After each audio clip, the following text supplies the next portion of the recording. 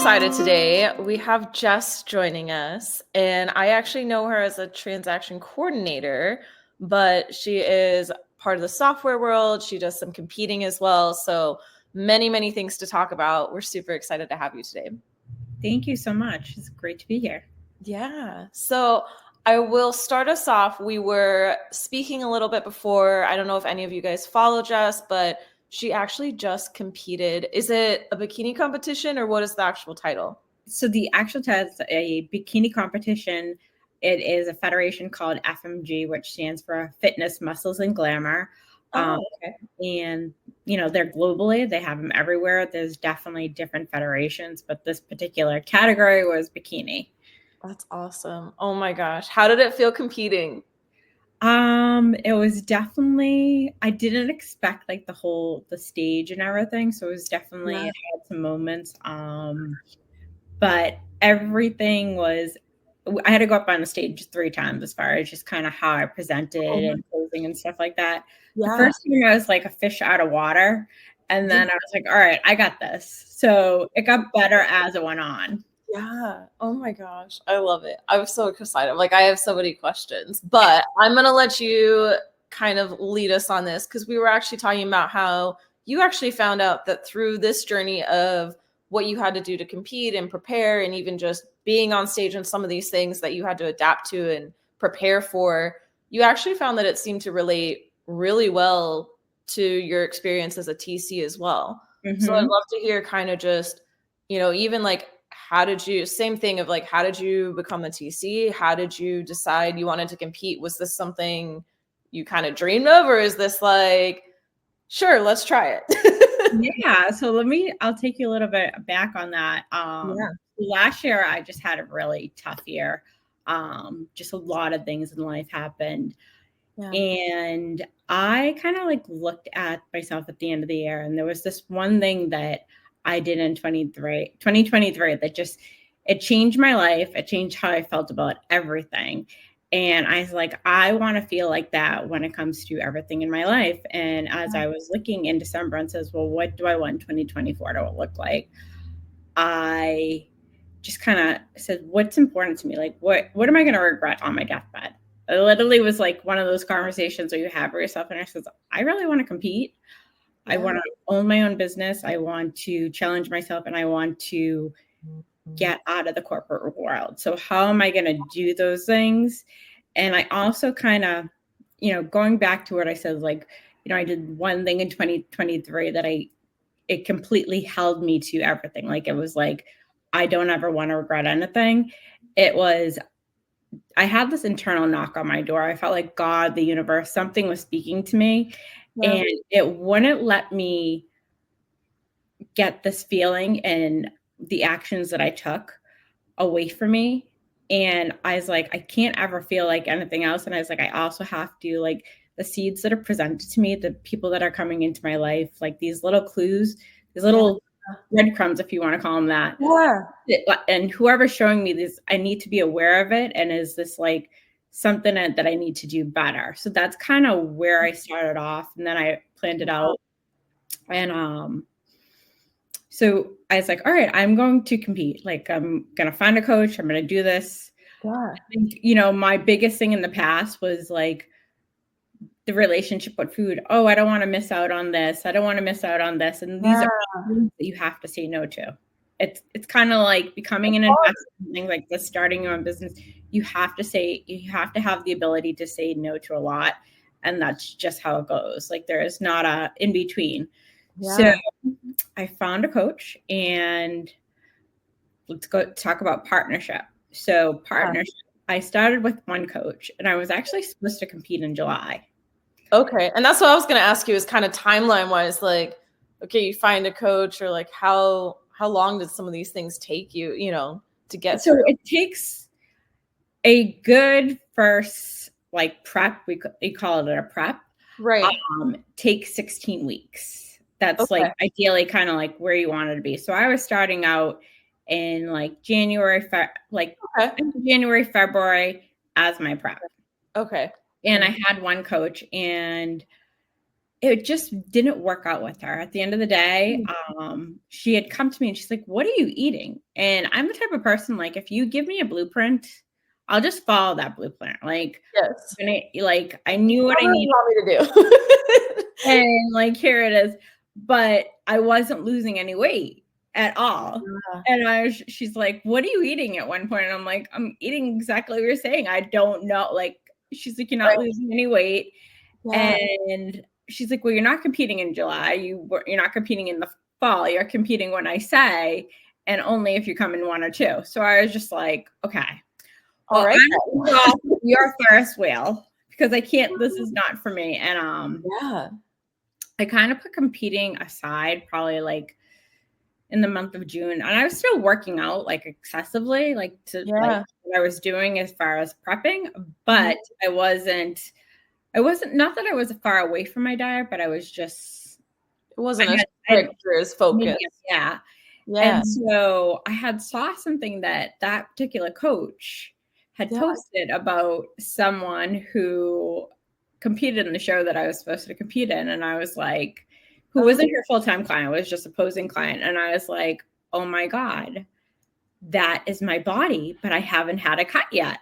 And I showed it to a friend of mine, and oh. then I actually reached out to the coach I had now that took me through competition and Yeah. like, explained the situation. And she's like, "You are right there. Like, you're exactly there." And I was like, "Well, I want to compete. Do you think we can do it this year?" And she's like, "I need 16 weeks." And I was like, "Well, you think you can do it in 14? Can we get this done in 14 weeks?" Like, it's kind of close. We're just gonna round down. Thank you. Yeah. She's like, "This is going to be extremely tight." So she's like, "There are no cheat meals." She's so like during competition prep, you have like a cheat meal once a week, and it kind of like it like rebalances you. Like it's called like a refeed, and it kind of just Yeah. it rebalances your whole system. But she's like, "We cannot do any cheat meals," and I was like, "All right, that's fine."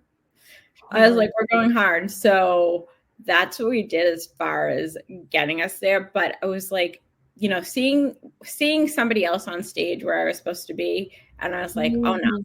this is like I know I can do this," and like, this it was kind of like it was a little bit of a kick in the face. Like, yeah, you need to do this. So that's kind of like what I learned about that was partnership. It's really important who you partner with.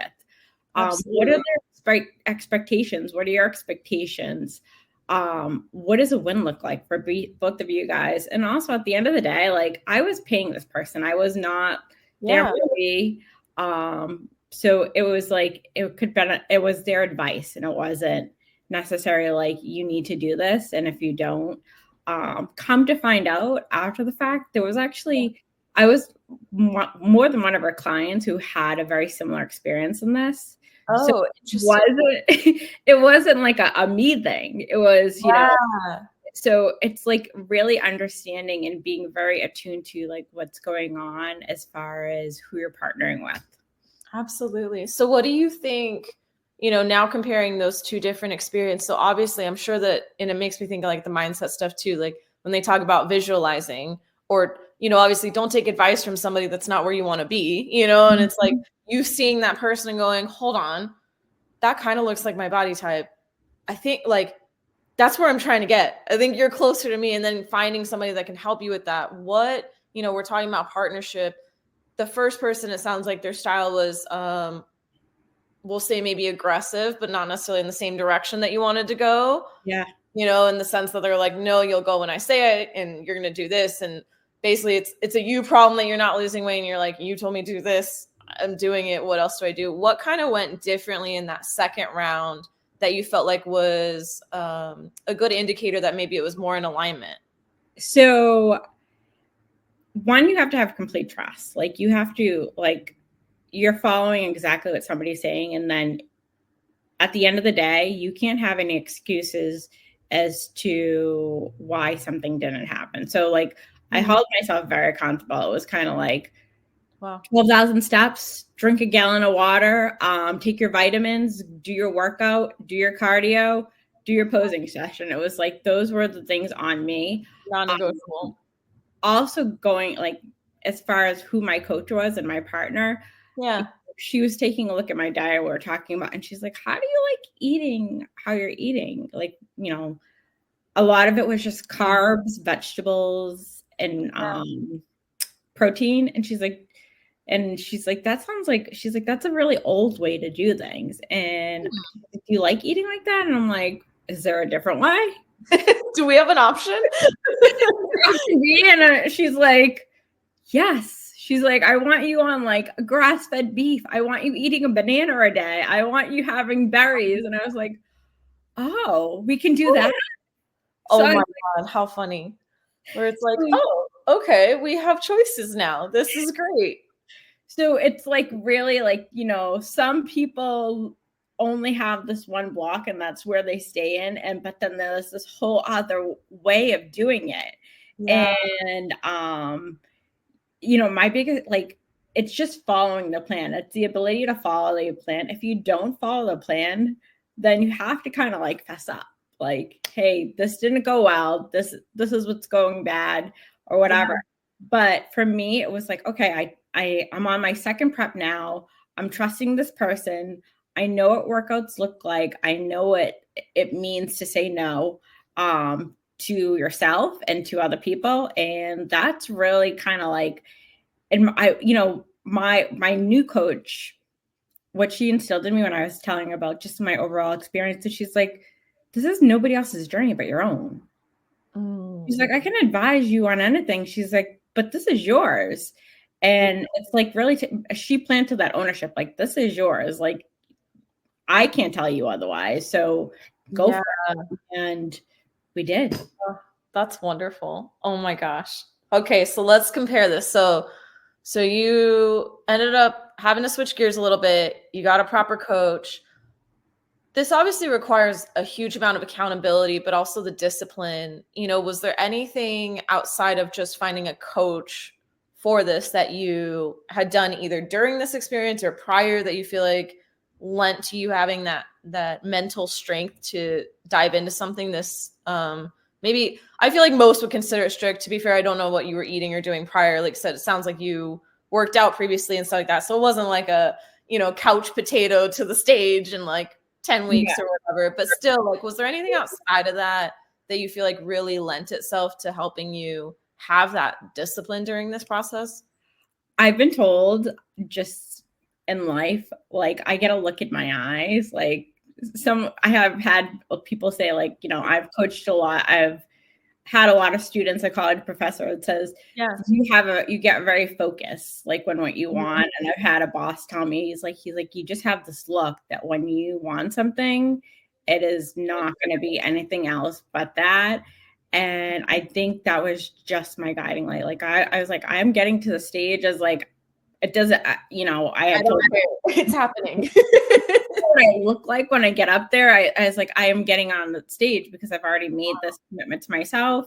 So if something jiggles the wrong way, I was like, it's still like, it's okay. I'm up there. So then that's actually a good point. So what did success look like to you when you imagine this experience? And was it that when you got there, or was it different? Like, how did that kind of play out for you? When success for me, I was like, I need to get here. It doesn't, like, I was like, I'm doing this one way or another. It doesn't care. Like, at the end of the day, if I'm not on the level of like these other women, as like I'm going there. So I just had that in my mind. I was like, it was being able to present yourself. When you're up on a stage, you're literally more than half naked. Yes. And there are people in front of you that you're like, you kind of like, you're entertaining them a bit. There's an entertainment factor to it, and you're presenting yourself. So it's like, I really just want to be able to have enough confidence to be up there, to be able to present myself, and, to bring something to the stage that I'm confident in all of this and not looking like, not looking silly. Yeah. Oh my gosh. I love that. Yeah. I was just curious like that, because I feel like, sometimes obviously success can look different, right? It doesn't mean like I'm winning the competition. Like, winning to you can be just like you said, of just, no, I just want to get there. Like, I don't even care if they even notice. Like, I'm doing this for me. I'm up here. I feel good. I'm confident. Like, I'm going to rock it. And we've already won. Anything else is a bonus. So I Yes. think that's super cool. I totally did ask like my coach, I was like, do you think I have the opportunity to place? And she's like, absolutely. Did I place? No. But she's like, for the group of women you won, she's like, everybody was stacked. Like it was a real, like, she's like, everybody across the board looked good. I was probably like, some of these women have, maybe that was their first time competing, but they've bodybuilding or lifting for years. And I was by far, I was like looking at these girls, like, I am the tiniest person. Oh my God. Not in like size, like, but I'm talking the overall muscle mass. I'm like, I'm just tiny. Which is okay. I mean, I love the fact that you followed through on this and you got out there anyways. Because to your point, you're like, they've been doing this for years. And I just started this like last year. I set a goal and here I am. And I think that is so inspirational in itself. And just the positivity behind this too. Because I'm not going to lie, we live in a culture that's very judgmental and very much a lack mindset, of like what we don't have, or they have this and that's them and that kind of thing. And I feel like even talking to you now, it even gives me a different perspective of like, you see, these shows, when you're like, oh, wow, it could seem so maybe vain or things like that. And then to look at it from a different light of going, the discipline that went into this, the confidence and the work you put in to just be amongst these other women and be like, yeah, it's a little bit entertainment. And yes, you're being judged on, your muscles or whatever they judge you on. But at the same point, looking at and going like, yeah, but we put hard work into this. And because of it, like I'm healthier, I'm stronger. And I just think that's really incredible side that maybe we don't always see with this stuff. No, I will say what I loved about this experience is like these group of women, there was men there too. Like there's definitely a category of men, but these group of women, like everybody has worked so hard. Like you've invested so much in your body. Yeah. Everybody, of course, you're in a competition. There's a level of competitiveness. Right. I will say that I went to an all-girls Catholic school growing up. I will say I've never been around such supportive, amazing, great women who will cheer you on just as being like having this level of competitiveness. They will cheer you on and like, you did great. Like, and I wish everyone could experience that in their everyday life, because when you feel so good, it's like you try to cheer everyone else on with you. Yes. The level up together. Yes. I love that. Okay. So let's circle this back a little bit. You said that you noticed a lot of similarities between this and then your TC world. Yeah. So let's kind of talk on that a little bit of what were maybe some of the bigger takeaways or things that you kind of resonated with, where it was like, oh, wow, this definitely applies to both of these worlds. Oh, 100%. Like I said, partnership, I think, is a huge one. Yeah. The ability to juggle, like you're really doing a juggling act as a TC and balancing your time and making sure things get done, I think is a huge one. And also like show day, closing day. So on show day, you never know what's going to happen on closing day. Things can go awry. So my show day, the electricity went out in the venue for 2 hours. Oh no. Where we're like, everything's fine. Okay. What do we do now? Yeah. So imagine being like, so my show is in Mexico, and one thing I didn't expect going to Mexico was the level of humidity. So the electricity went out, and in a venue with AC, you have a whole cast of women in hair and makeup, and don't you all get spray tans too? That is not conducive to the environment you need. I will say it did not get terribly hot, but that was something that, nobody expected. And like, you have to ride with those punches. Like, that could be very upsetting, but everybody was like taking pictures. There were so many great pictures to be taken, and you have to ride with the punches on close day. Like, what can you do to get this ball rolling and to keep it rolling? And I think those are really important things, is to not let your emotions be involved in it. It is what it is. And you have to kind of just keep going. Yeah. Or choose the emotions where it's like, we're just going to laugh about this. Or, you know what? we'll use this as a story later. It's okay, you know. And sometimes it's going like, yeah, there's nothing we can do. You can't make this stuff up. No, I was like, okay. I was like, I've come all the way. I've done all this work since February. I've come all the way to Mexico. And you went on the venue. Oh my gosh, I can't even imagine. And that is so true though, because I mean, you're saying like we've done all this work. Like, I think that's absolutely these deals as well, right? Like, this is someone's baby. Like, the seller is nurturing it. You've got the agents that have worked on it. If you're a wholesaler, by golly, they've done everything they can to like, no, we're keeping this thing together. We're making it happen. How do we take it? I mean, who do we need to get involved? Who are we calling? Yeah, they've been working on it for months, if not longer, a lot of times. And it's just like, no, this is not falling through now. And sometimes, you know what, that does mean a slight extension or something, but it's like, no, we'll make it work. What do we need to do? Like, what was the issue? Let's just fix it. Like you said, who do we need to call? What are we doing? We'll get it done. Everybody just deep breath. We're going to be okay. You got to like take the emotion out of it and just go with it. Yes, absolutely. Put on your problem solving cap and just figure it out. I love that. Was there any other lessons? I know you mentioned post close. Yeah. So post closing. So, you know, part of this journey, like, I don't think people like just in general, people, I'm like, they're like, how are you feeling? And so things post show, post close, you know, when are you doing your next show? And it's like, I relate this. I've never had a baby, but I relate to having a baby. It's like like when somebody's holding this little human being in their arms after the first couple of days and somebody says, when's the next one? It's like, hold on. We're getting to the first one. It's like, well, my body just has gone through an extreme level of so much, and it's still going through this extreme level of things. And it's like, before I can get to even, or if I ever do another one, I have to like let it recover. Absolutely. Like decompress. It's like you got to celebrate this win and those things like that. Also, you know, post-closing, you offer post-closing services. I'm still like I said, I'm going through something called the reverse. So I'm doing my workouts are like a lot lighter. I have so much more carbs, which carbs make you think like you don't know it until you don't have them.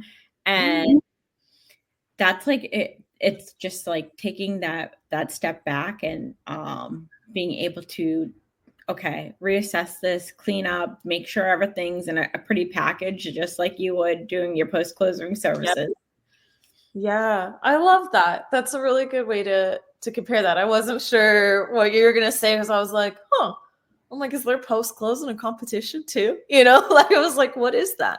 But I think that's a really good point of going lighter and just acknowledging the wins, like you said too, of going like, hey, whether it's the property or you achieved a goal or whatever, you know, fill in the blank that is for you, of just taking a moment to like be grateful and be present, or giving yourself grace. Like to your point, you know, it's like, maybe it's not adding cars again, but maybe it's like you've been hounding this lead for months.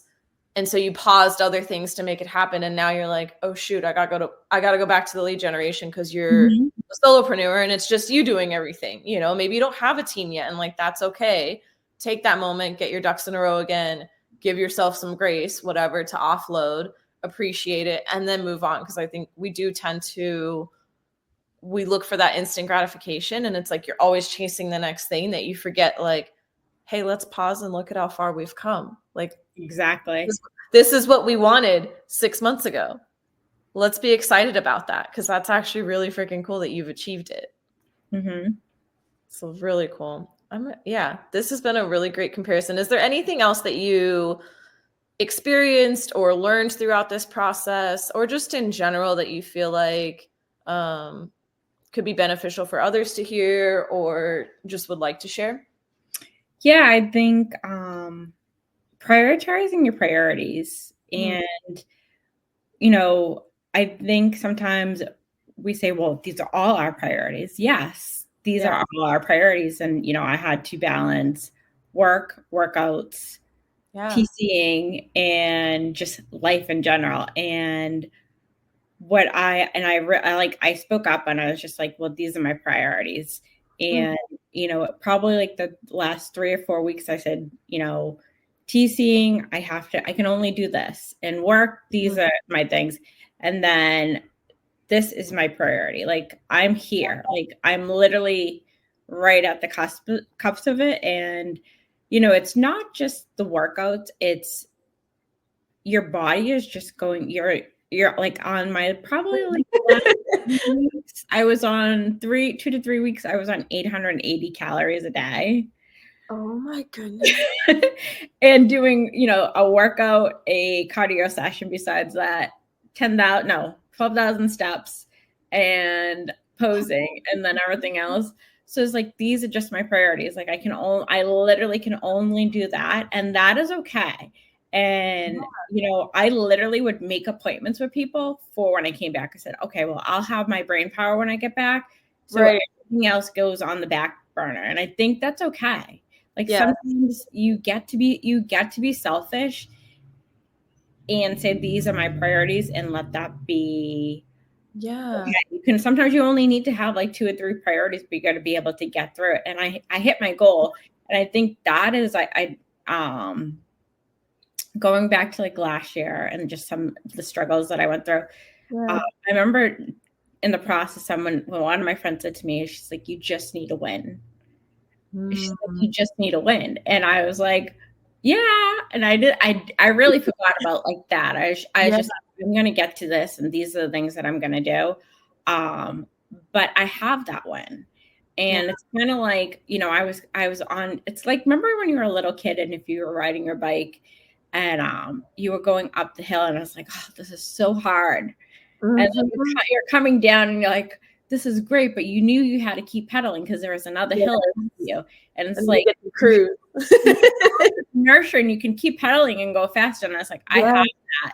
So it's, making sure like you do have other girls, but girls.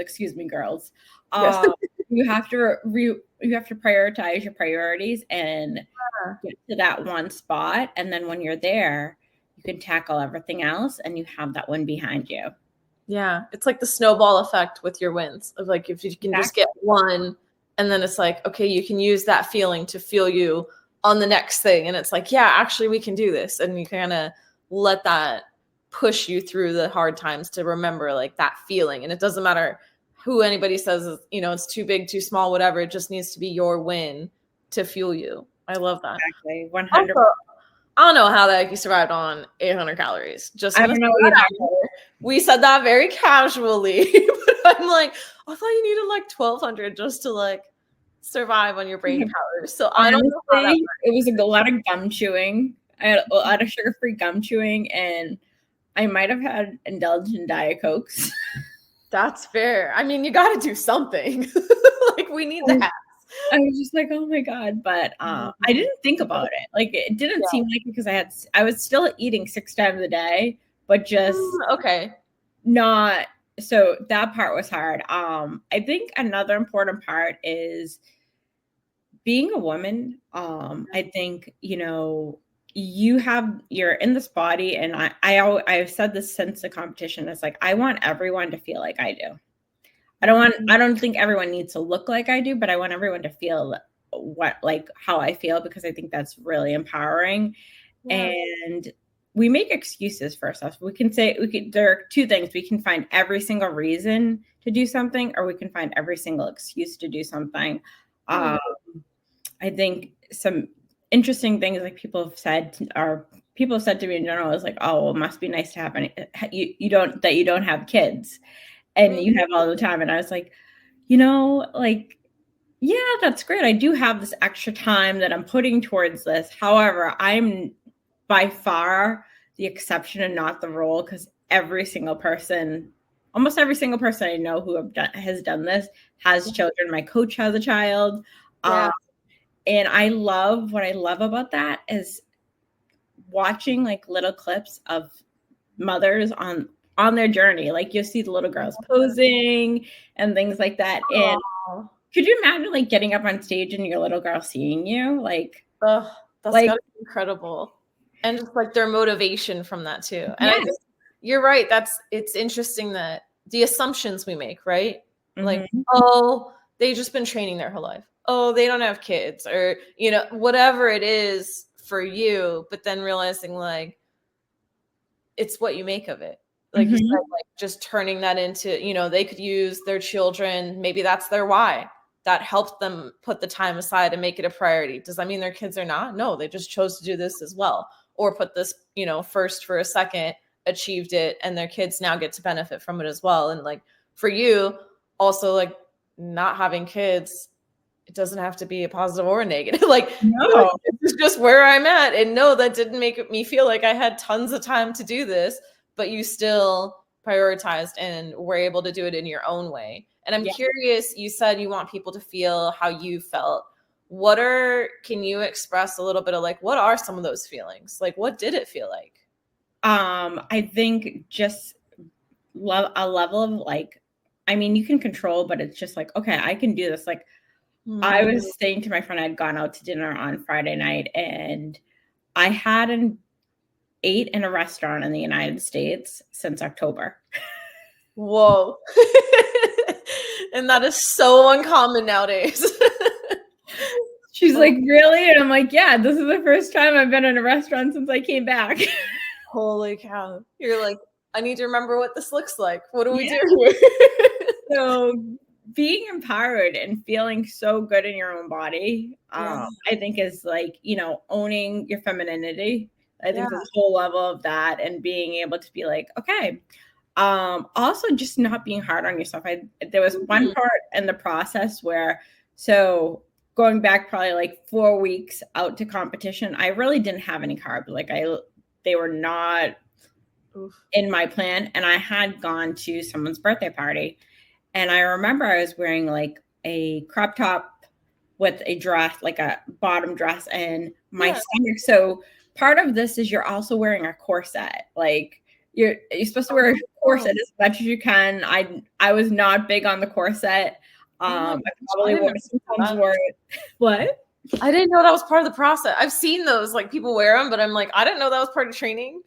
Not everybody wears them. I mean, it depends on your coach. My coach is like, wear a corset, help hold you in, make everything so, and like your stomach will learn to like have more strength. And because I wasn't on any carbs, I was just like kind of almost like wrinkly licking in my stomach. Like parts of me were wrinkly licking.